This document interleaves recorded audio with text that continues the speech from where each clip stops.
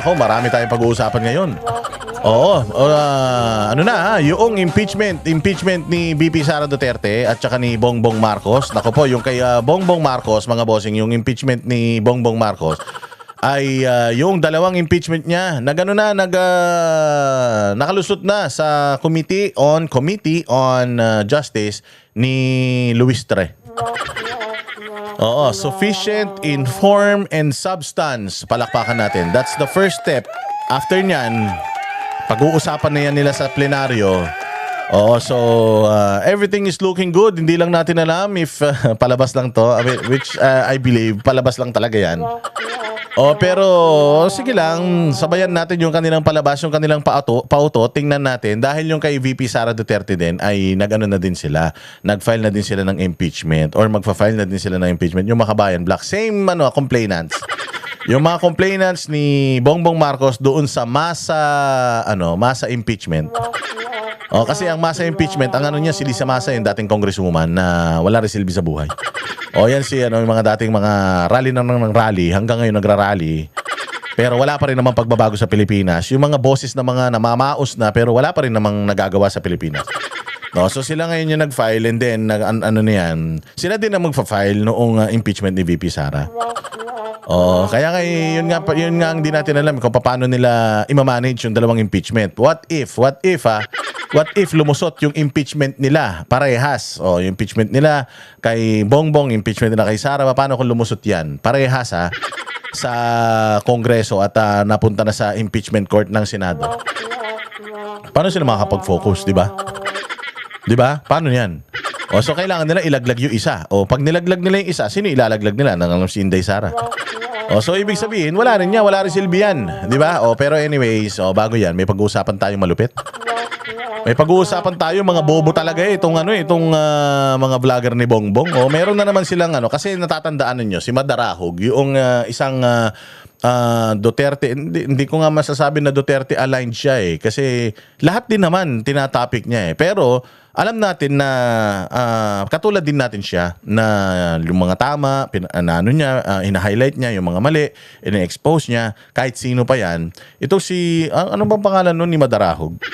Basta nagpunta siya sa nagpunta siya sa may Ilocos kasi nga, for the longest time, yung Ilocos hindi na pinuntahan yan. Tapos, 'di ba nagpunta sa Ilocos yung ICI. Ito sila Magalong, tapos ito sila sino ba 'yun, yung Asurin, Asurin ni Bongbong na si Asurin. Nagpunta ron, sinabi daw wala daw silang mga nakikita na mga ghost projects, mga kung anik-anik illegal diyan sa Ilocos. So ito si Vince Dizon na putang ina, napakasinungaling na tao. Kung saan-saan nag-iikot, kung saan-saan nag-i-inspect ng mga tapos ng mga tulay na kailangan na naman daw i-repair, pondohan. Ewan ko, naghahanap yata ng pera talaga yan pero ang dami niyang mga pinupuntahan pero never siyang nagpunta sa Ilocos Norte. Kaya nga ang tanong, persona non grata ba sa Ilocos Norte yan? Ba't hindi nagpupunta yan doon? Yun ang tanong. Siya ba ay persona non grata dyan sa Ilocos? Ba't hindi siya nagpupunta? So yun nga. Sabi nga, sige, ganun ikot ka ng ikot. Kami, bilang mga taxpayers sa Pilipinas, sige, kami na pupunta. Kami nagagastos. Gamit ang pera namin, pupunta na kami dyan. Nagpunta yung si Madarahog doon at in-expose lahat noong mga proyekto sa Ilocos Norte na mga wasak, substandard, mga sira, mga tulay na hindi natatapos, putangin yan. So ang dami niyang mga in-expose doon. At nung in-expose niya yon, nagalit itong si Sec Vince Dizon. Tinawag pa siyang matabang mama. Ang punto doon, ginagawa na nga nung tao yung trabaho mo. Bilang isang taxpayer, ginawa na yung trabaho mo, tinulungan ka na, pinakita na sa atin kung ano yung mga proyekto doon sa Ilocos Norte mismo na baluarte ng mga Marcos. Ipapaalala ko sa inyo, ang Ilocos Norte po, dalawa na po ang naging presidenteng Marcos dyan sa Pilipinas. Dalawa na. Sino? Si Marcos Sr. at saka si Marcos Jr. Pero nakita nyo ganito pa rin. Hindi pa rin maayos.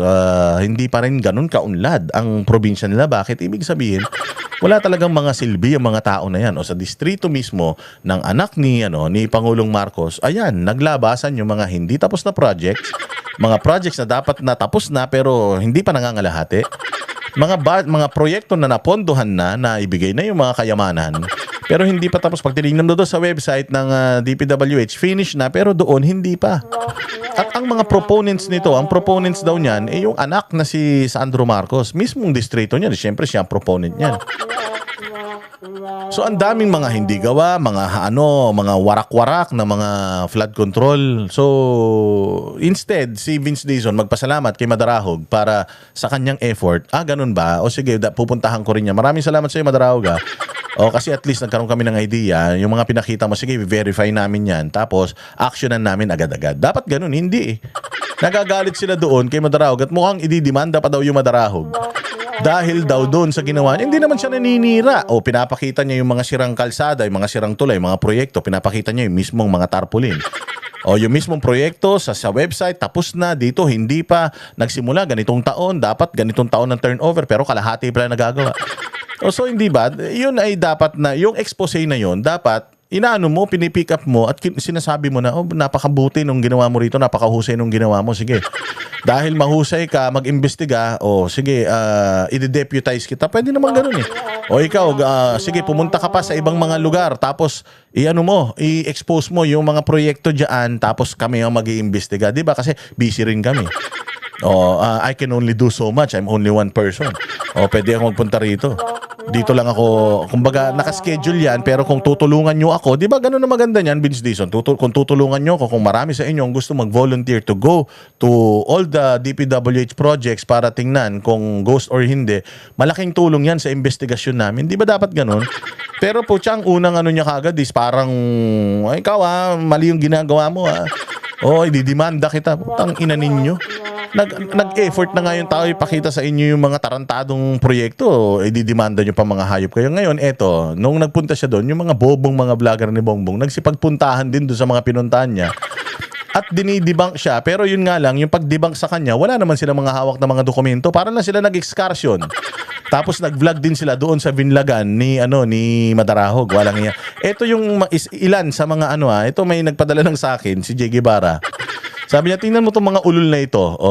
Tingnan mo itong mga ulol na ito kung paano sila mag-content para i-debunk lang yung mga content ng mga banateros, ng Madarahog, ng mga DDS vloggers.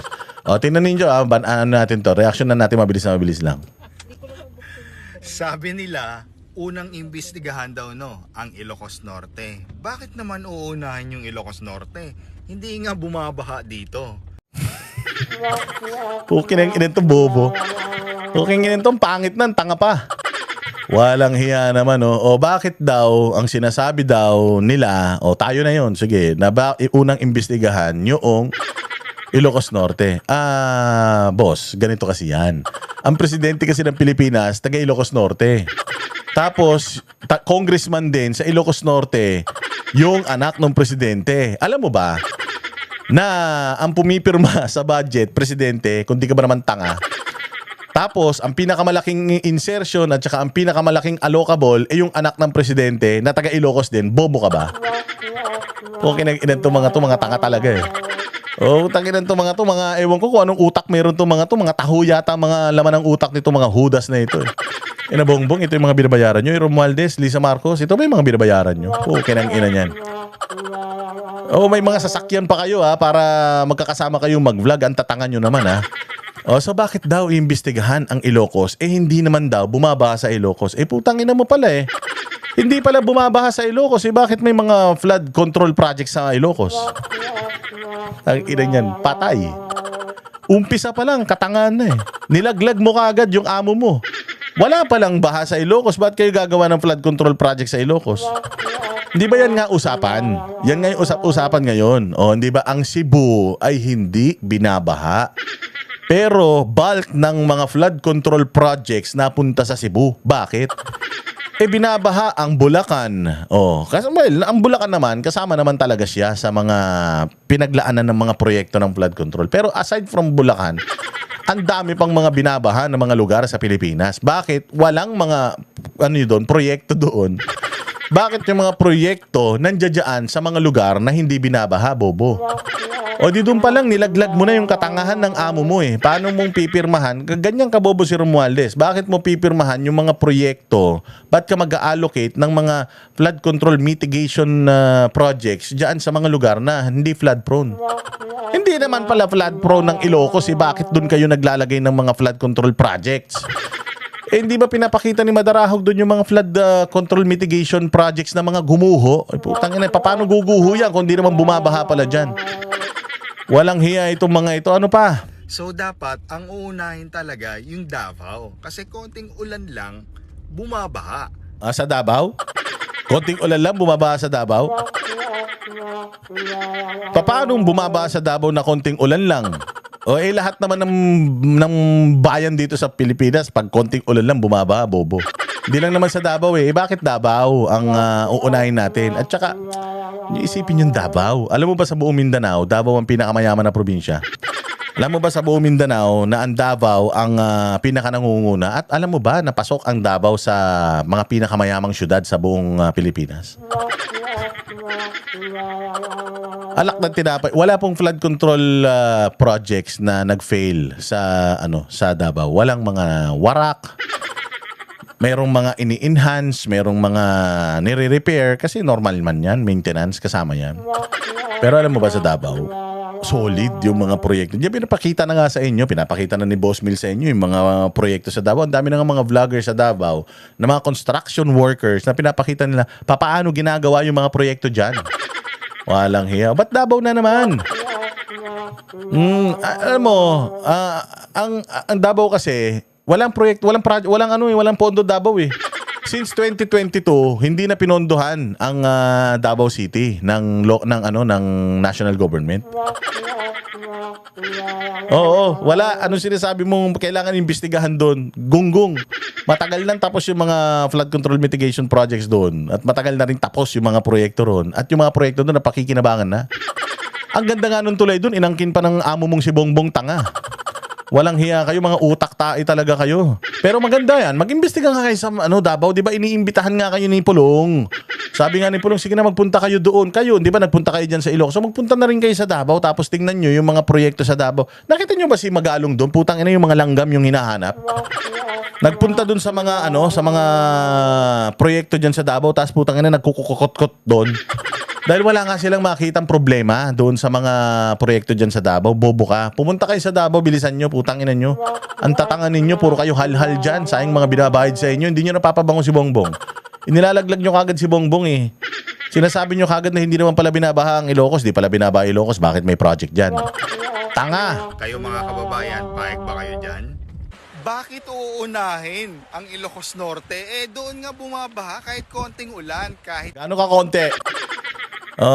Kahit gaano ka konti, tsaka saan? Saan parte ng Davao yung binabaha pag umuulan? Oo, meron lang ilang mga parte na binabaha. Pero pag bumaha, nawawala din. Normal naman yun. Hindi naman sinasabing flood-free na ang isang lugar. Ang isang lugar ay binabaha. Ang punto rito, gaano kabilis nawawala yung baha. Yan ang use ng mga flood control mitigation. No? Flood control nga eh. Kinokontrol mo yung flood. Hindi naman flood control. So ibig sabihin, binabaha pero nakokontrol. Tanga ka ba?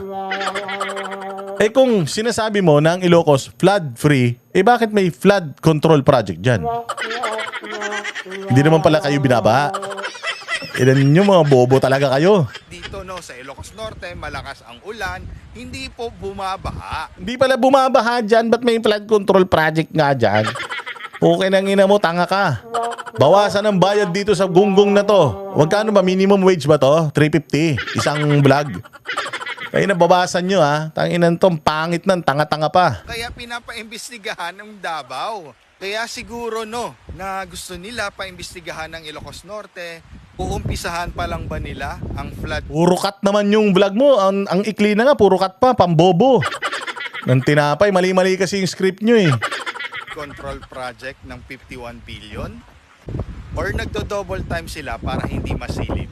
Para hindi masilip ang alin, tanga. Nakita mo yung makapal na librong binagsak ni Pulong. Oh, ayan tangina nyo. 51 billion kayo ng 51 billion, pumunta na kayo rito, mag-imbestiga na kayo. Ako na nga nagsasubmit sa records namin para mag-imbestiga kayo, mga tanga. Wala nga nag-iimbestiga doon sa Davao. Nagpunta nga sila sa Davao nung nakaraan, puta nakalbo lalo si Magalong, pinagsasasabi nitong tanga na to. Bobo ang puta, nakarating ka na ba sa Davao? Inang ina ka, baka sa Alimol ka palang nakakapunta, yabang-yabang mo na ha. Or inahanap pa nila ang 51 billion kung saan napunta? Tanga, alam na, all accounted for. Hindi 51 billion, 49 billion nga lang daw yun eh. Tangina to mga bobo talaga oh. Comment down below. Tangina, comment down below, ha? Comment down below pa? Tanga, pucha. Comment down below. Pucha nga na parang, ano yan, Australia? The land down under. Walang hiya na yan. Comment down na, may below pa. Inang mga to, mga bobo talaga. Walang hiya. Yan yung mga katapat natin. Yan yung mga itinatapat nyo sa Banateros. Putang ina yan. Walang mga silbi yan. Hayop. Hay, nako. Kami ang boses ng masa, hindi natatakot. Katotohanan lang, di kami nalulunod. Walang bahid ng sismis, lahat ay totoo. Kahit sino ka pa, pag mali ka babanatan ka. Walang pinipiling kulay, wala kaming kinikilingan. Basta para sa bayan, kami lalaban. Pagtama palakpakan, pag mali banatan. Di matitinag, di matatakot, para sa bayan tuloy ang sigaw. Sa harap ng kamera, walang halong takot. Mga baluktot, lahat kayo'y tutumba. Ang hustisya at totoo, yun lang ang mahalaga. Kahit sinong harang, di kami matitinag. Walang pinipiling kulay, wala kaming kinikilingan. Basta para sa bayan, kami lalaban. Pagtama palakpakan, pag mali banatan. Di matitinag, di matatakot, para sa bayan tuloy ang sigaw.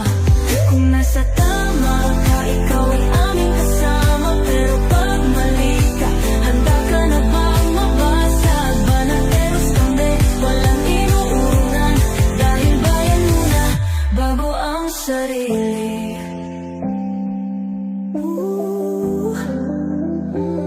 Bago ang sarili.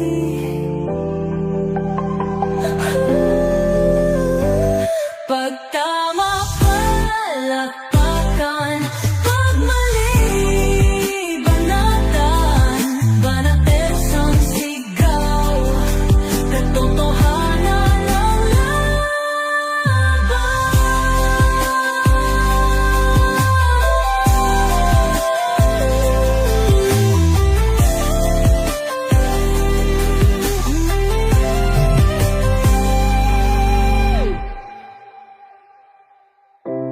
Sa harap ng